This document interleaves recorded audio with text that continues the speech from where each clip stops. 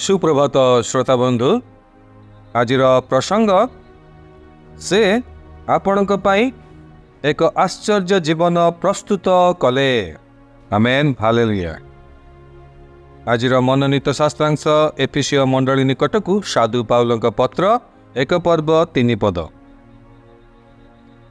आम मानकर प्रभु जीशु ख्रीष्टंकर ईश्वर ओ पिता धन्य हेउंतु, से ख्रीष्टंक ठारे आम मानकु समस्त आत्मिक आशीर्वाद द्वारा स्वर्ग रे आशीर्वाद करियछंती। Praise the lord. मोर प्रिय श्रोता बंधु, आमर ईश्वर उत्तम दयालु और प्रेममय अटंती। से हेउचंती आमर महान स्वर्गीय पिता, जे आमे एही जगत को आसीबार बहु पूर्वरु आम पाई एक चमत्कार एवं रोमांचकर जीवन प्रस्तुत करथिले। हालेलुया। सेही जीवन हेउछि सफलता, विजय, शांति एवं समृद्धिर जीवन। आमेन। से आपणको जीवन रे जंत्रणा भोगिबाकू किंबा संघर्ष करिबाकू सृष्टि करि नाहंती। से आपणको पाई आशीर्वादर एक उत्तम जीवन पूर्वरु प्रस्तुत करियछंती। Amen hallelujah.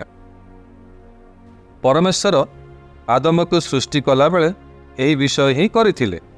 से प्रथमे एक सुंदर उद्यान सृष्टि कले, जेउठारे आदम आवश्यक करुथिबा समस्त विषय उपलब्ध करिथिले। हालेलुया।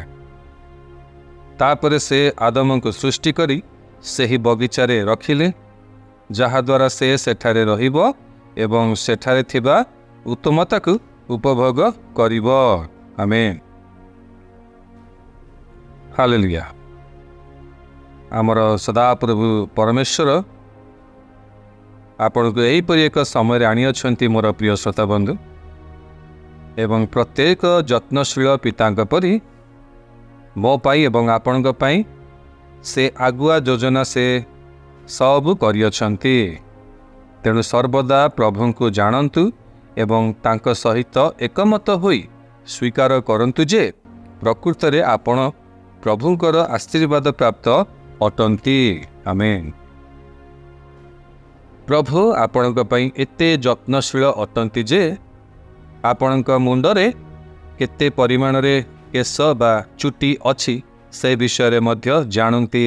Praise the lord. सेथिपई माथ्यू लिखित सुसमाचार 10 पर्व 30 पदरे से कहिले, तुम मानकर मस्तकर समस्त केश ही गणा जाई अछि।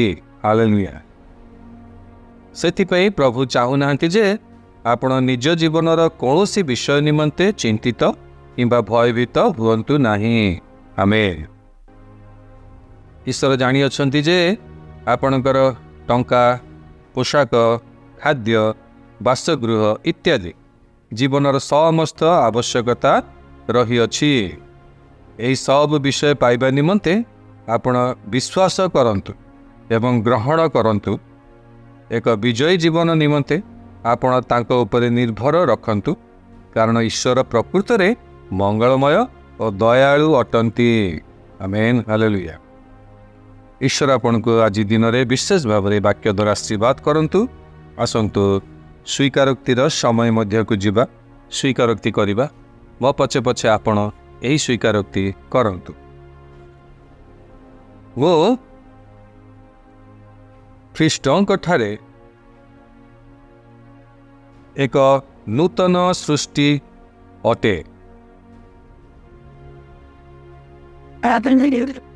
मु प्रत्येक कार्य समृद्ध हेबा पाई